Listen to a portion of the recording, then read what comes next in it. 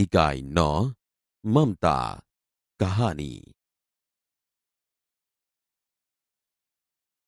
रोहतास दुर्ग के प्रकोष्ठ में बैठी हुई युवती ममता शोण के तीक्ष्ण गंभीर प्रवाह को देख रही थी। मन में वेदना, मस्तक में आंधी, आंखों में पानी की बरसात लिए वह विकल थी। वह रोहतास दुर्ग के मंत्री चूड़ामणि की एकमात्र दुहिता थी। उसके लिए कोई अभाव होना असंभव था, परंतु वह विधवा थी। उसकी विडंबना का अंत कहां था? चूड़ामणि ने चुपचाप उस प्रकोष्ठ में प्रवेश किया। शोण के प्रवाह और उसके कलनाद में ममता अपना जीवन मिलाने में बेसुध थी। पिता का आना न जान सकी। चूड़ामणि व्यथित हो उठे। स्नेह पालिता पुत्री के लिए क्या करें, यह स्थिर न कर सकते थे। लौटकर बाहर चले गए। ऐसा प्रायः होता, परंतु आज मंत्री के मन में बड़ी दुश्चिंता थी। पैर सीधे न पड़ते थे। एक पहर बीत जाने पर वे फिर ममता के पास आए। उस समय उनके पीछे 10 सेवक चांदी के बड़े थालों में कुछ लिए खड़े थे। कितने ही मनुष्यों के पद शब्द सुन ममता ने घूमकर देखा। मंत्री ने सब थालों को रखने का संकेत दे दिया। अनुचर थाल रखकर चले गए। ममता ने पूछा, यह क्या है पिताजी? तेरे लिए बेटी उपहार है, कहकर चूड़ामणि ने आवरण उलट दिया। स्वर्ण का पीलापन उस सुनहरी संध्या में विकीर्ण होने लगा। ममता चौंक उठी। इतना स्वर्ण यहां कहां से आया? चुप रहो ममता, यह तुम्हारे लिए है। तो क्या आपने शत्रु का उत्कोच स्वीकार कर लिया? पिताजी, यह अनर्थ है, अर्थ नहीं। लौटा दीजिए पिताजी, हम लोग ब्राह्मण हैं। इतना सोना लेकर क्या करेंगे? इस पतोन्मुख प्राचीन सामंत वंश का अंत समीप है बेटी। किसी भी दिन शेरशाह रोहतास दुर्ग पर अधिकार कर सकता है। उस दिन मंत्रित्व न रहेगा, तब के लिए बेटी। हे भगवान, विपद के लिए इतना आयोजन, परमपिता की इच्छा के विरुद्ध इतना साहस। पिताजी, क्या भीख न मिलेगी? क्या कोई हमें 2 मुट्ठी अन्न न देगा? यह असंभव है। फेर दीजिए पिताजी। मैं कांप रही हूं। इसकी चमक आंखों को अंधा बना रही है। मूर्ख है, कहकर चूड़ामणि चले गए। दूसरे दिन जब डोलियों का तांता आ रहा था, मंत्री चूड़ामणि का हृदय धक धक करने लगा। वे अपने को रोक न सके।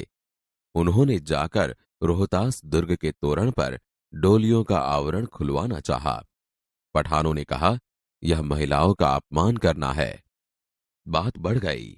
तलवारें खींची। मंत्री वहीं मारे गए। राजा रानी और कोष सब छली शेरशाह के हाथ पड़े। निकल गई ममता। डोली में भरे हुए पठान सैनिक दुर्ग भर में फैल गए, परंतु ममता न मिली। काशी के उत्तर में स्थित धर्मचक्र विहार मौर्य और गुप्त सम्राटों की कीर्ति का खंडर था। खंडित शिखरों वाले भवन तृण गुल्मों से ढके हुए प्राचीन और ईंटों के ढेर में बिखरी हुई भारतीय शिल्प की विभूति ग्रीष्म की चंद्रिका में स्वयं को शीतल कर रही थी। जहां गौतम का उपदेश ग्रहण करने के लिए पंचवर्गीय भिक्षु पहले मिले थे, उसी स्तूप के भग्नावेश की मलिन छाया में एक झोंपड़ी के दीपालोक में एक स्त्री पाठ कर रही थी। अनन्याश्विन्तयन्तो माम ये जनाः पर्युपासते। पाठ रुक गया। एक भीषण और हताश आकृति दीपक के मंद प्रकाश में सामने खड़ी थी। स्त्री उठी।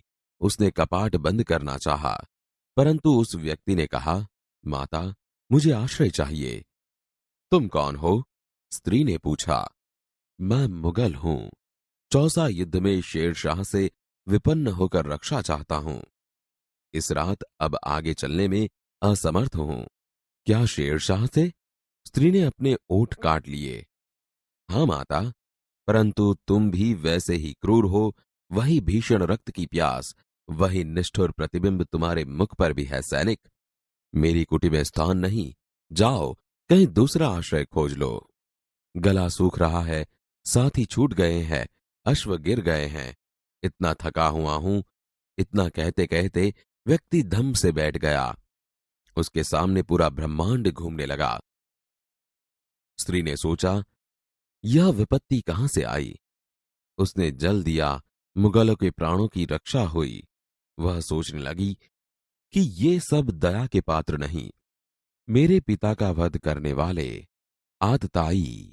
घृणा से उसका मन विरक्त हो गया। स्वस्थ होकर मुगल ने कहा, माता, तो फिर मैं यहां से चला जाऊं। स्त्री विचार कर रही थी, मैं ब्राह्मणी हूं, मुझे तो अपना धर्म अतिथि देव के सत्कार का पालन करना चाहिए। परंतु यहां नहीं नहीं, ये सब दया के पात्र नहीं, परंतु यह दया तो नहीं, कर्तव्य करना है। तब मुगल अपनी तलवार टेक कर उठ खड़ा हुआ। ममता ने कहा, क्या आश्चर्य है कि तुम भी छल न करो। ठहरो। छल नहीं, तब नहीं स्त्री, जाता हूं। तैमूर का वंशधर स्त्री से छल करेगा। जाता हूं, भाग्य का खेल है। ममता ने कहा, यहां कौन दुर्ग है, यही झोंपड़ी ना, जो चाहे ले लो, मुझे तो अपना कर्तव्य निभाना पड़ेगा। जाओ भीतर। थके हुए पथिक, तुम चाहे कोई भी हो, मैं तुम्हें आश्रय देती हूं। सब अपना धर्म छोड़ दे तो क्या मैं भी छोड़ दूं। मुगल ने चंद्रमा के मंद प्रकाश में वह महिमामय मुखमंडल देखा। उसने मन ही मन नमस्कार किया। ममता पास की टूटी दीवारों में चली गई। भीतर थके पथिक ने झोंपड़ी में विश्राम किया। प्रभात में खंडहर की संधि से ममता ने देखा, सैकड़ों अश्वारोही उस प्रांत में घूम रहे हैं। वह अपनी मूर्खता पर स्वयं को कोसने लगी। एकाएक झोंपड़ी से निकलकर उस पथिक ने कहा, मिर्जा, मैं यहां हूं। शब्द सुनते ही प्रसन्नता की चित्कार ध्वनि से वह प्रांत गूंज उठा। ममता अधिक भयभीत हुई। पथिक ने कहा, वह स्त्री कहां है, उसे खोज निकालो। ममता छिपने के लिए अधिक सचेष्ट हुई। वह मृगदाओं में चली गई। दिन भर उसमें से न निकली। संध्या हो गई। वे लोग जाने लगे। ममता ने सुना, पथिक घोड़े पर सवार होते हुए कह रहा था, मिर्जा, उस स्त्री को मैं कुछ दे न सका, उसका घर बनवा देना, क्योंकि मैंने विपत्ति में यहां विश्राम पाया था। यह स्थान भूलना मत। इसके बाद वे वहां से चले गए। चौसा के मुगल पठान युद्ध को बहुत दिन बीत गए। ममता अब 70 वर्ष की वृद्धा है। एक दिन वह अपनी झोंपड़ी में पड़ी थी। शीतकाल का प्रभाव था। उसका जीर्ण कंकाल खांसी से गूंज रहा था। ममता की सेवा के लिए गांव की 2-3 स्त्रियां घेर कर बैठी थी, क्योंकि ममता आजीवन सबके सुख दुख की सहभागिनी रही थी। ममता ने जल पीना चाहा। एक स्त्री ने सीपी से जल पिलाया। सहसा एक अश्वारोही उसी झोंपड़ी के द्वार पर दिखाई पड़ा। वह अपनी धुन में कहने लगा, मिर्जा ने जो चित्र बनाकर दिया है वह तो इसी जगह का होना चाहिए। वह बुढ़िया मर गई होगी। अब किससे पूछूं कि एक दिन शहंशाह हुमायूं किस छप्पर के नीचे बैठे थे। यह घटना भी तो 47 वर्ष से ऊपर की हुई। ममता ने अपने विकल कानों से सुना। उनके पास की स्त्री से कहा, उसे बुलाओ। अश्वारोही पास आया। ममता ने रुक रुक कर कहा, मैं नहीं जानती कि वह शहंशाह था या साधारण मुगल, पर एक दिन इसी झोंपड़ी के नीचे वह रहा। मैंने सुना था कि वह मेरा घर बनवाने की आज्ञा दे चुका था। भगवान ने सुन लिया। आज मैं इसे छोड़े जाती हूं। अब तुम इसका मकान बनाओ या महल।